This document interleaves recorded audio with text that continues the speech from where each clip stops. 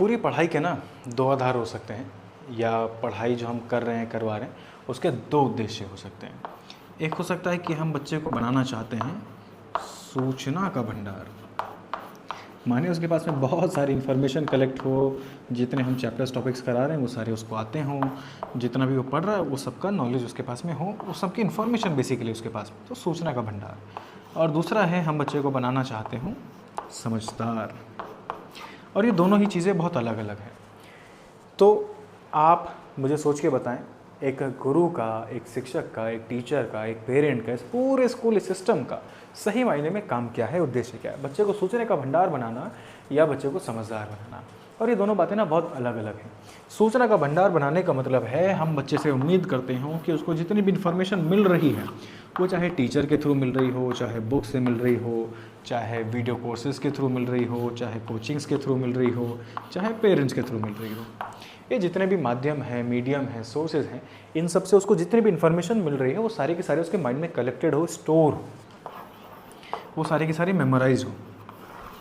ऐसी उम्मीद करना हमें इस दिशा की ओर आगे बढ़ाता है जिसे हम कहते हैं सूचना का भंडार बनाना। सूचना का भंडार का मतलब यही है कि मैं मान लिया सपोज करिए मैं एक पेरेंट हूँ और मेरा बच्चा खड़ा है, तो मैं अक्सर बोलूँगा सुनाओ बेटा हमारे इस इंडिया में जितने भी स्टेट हैं उन सबके नाम सुनाओ फटाफट, तो वो स्टेट के नाम सुनाने लग जाएगा। मतलब मैंने उसे क्या बनाया? सूचना का भंडार। कोई पेरेंट है अपने बच्चे से बोले, कोई टीचर है अपने फर्स्ट के सेकंड के बच्चे से बोले कि बेटा 30 का टेबल सुनाओ, 28 का टेबल सुनाओ, और वो सुनाना शुरू कर दे। मतलब मैंने उसको क्या बनाया?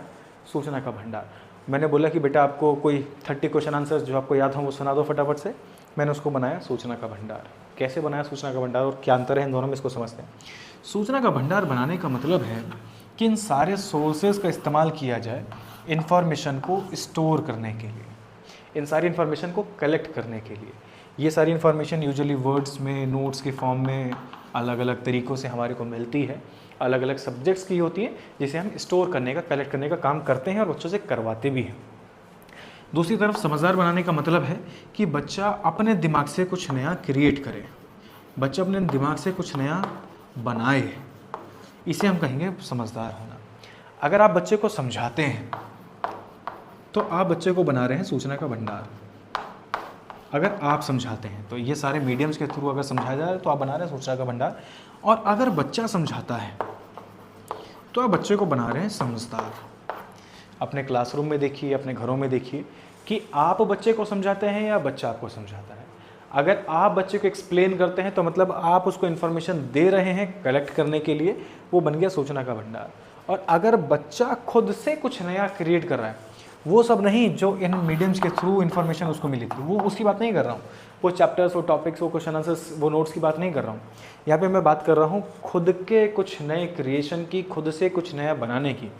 सपोज करिए कोई चैप्टर है, उस चैप्टर में मान लिया टीचर ने 20 क्वेश्चन आंसर्स लिखवा दिए।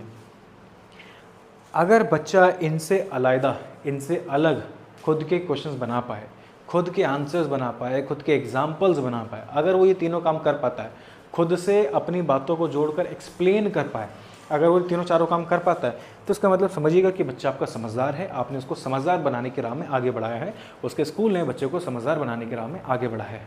और अगर वो अपने एग्जाम्पल्स नहीं बता पाता, वो वही सारे शब्दों का इस्तेमाल कर रहा है, वो वही सारी बातों का इस्तेमाल कर रहा है जो उसने सुनी थी इन माध्यमों के थ्रू, जो आपने समझाया था उसी को उसने रिपीट कर दिया है, तो इसका मतलब आपने उसको सूचना का भंडार बना दिया है। तो सूचना का भंडार का मतलब है रिपीटेशन। यहाँ पे रिपीट होती हैं चीज़ें, रोटेट होती हैं चीज़ें। माने आपने बच्चे को सुना दिया, बच्चे ने आपको सुना दिया, ये हो गया रोटेशन। और ये है जनरेशन। यहाँ पे कुछ नया जनरेट होगा, यहाँ पे जो बनाएगा वो बच्चा का अपना होगा, उसका निजी होगा। कोई चैप्टर आपने समझाया और बच्चे ने उस चैप्टर से खुद के 2, 3, 4, 5 एग्जाम्पल्स दे दिए, उसकी अपनी लाइफ से जोड़ के बता दिया, उसको खुद के नई नई चीज़ें उसमें से जोड़ दी, खुद के क्वेश्चंस बना दिए उसमें से, खुद के आंसर्स बना दिए उसमें से, और सबसे बड़ी चीज़ आपको एक्सप्लेन कर दिया। आपको सुनाया नहीं, आपको एक्सप्लेन कर दिया। तो इसका मतलब आपने उसको समझदार बना दिया है। समझदार बनने का मतलब ये है कि उसकी समझ में वो सारी बातें आ गई। भाई समझ में आएंगी तभी तो बता पाएगा। देखो, अगर चीज़ें यादगारी होंगी तो बच्चा सुना पाएगा, समझा नहीं पाएगा। और अगर बच्चे ने वो सारी चीज़ें समझी होंगी तो वो सुनाएगा नहीं बल्कि समझाएगा। दोनों बातों में अंतर है। आप कभी अपने बच्चे से किसी क्वेश्चन का आंसर पूछिएगा, चाहे आप एक टीचर हो या पेरेंट हो, तो बच्चा आपको सुना रहा है या समझा रहा है, दोनों में क्या डिफरेंस है। जब आप किसी बात को सुनाते हैं तो आप उन्हीं शब्दों का, उन्हीं वाक्यों का, उन्हीं बातों का इस्तेमाल करते हैं जो आपने सुनी थी, पढ़ी थी या देखी थी। यानी उसमें आपका अपना कुछ नहीं होता, वो दूसरे का आपने उधार लिया हुआ है, वो रटा हुआ है, वो याद किया हुआ है, वही आपने फॉरवर्ड कर दिया है।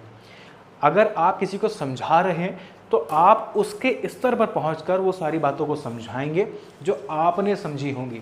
यानी उसमें वो बातें नहीं होंगी जो आपने सुनी थी, देखी थी या पढ़ी थी, जो आपको किसी ने समझाई थी, बल्कि उसमें वो सारी बातें उन शब्दों के हिसाब से होंगी। उसमें आपके अपने शब्द जुड़े होंगे, आपके अपने उदाहरण जुड़े होंगे, आपका अपना जीवन जुड़ा होगा, आपका अपना स्तर जुड़ा होगा। कि आप कोई छोटे बच्चे को अगर समझा रहा है कोई बच्चा तो वो उसके स्तर से समझा देगा। अगर आप एक एज एडल्ट पूछ रहे हैं उससे तो वो आपको एक बड़े के स्तर के हिसाब से समझा दे, तो वो स्तर के हिसाब से समझा दे, अपने शब्दों का इस्तेमाल कर ले, अपने उदाहरण का इस्तेमाल करे, अपने जीवन से जोड़ के दिखा दे।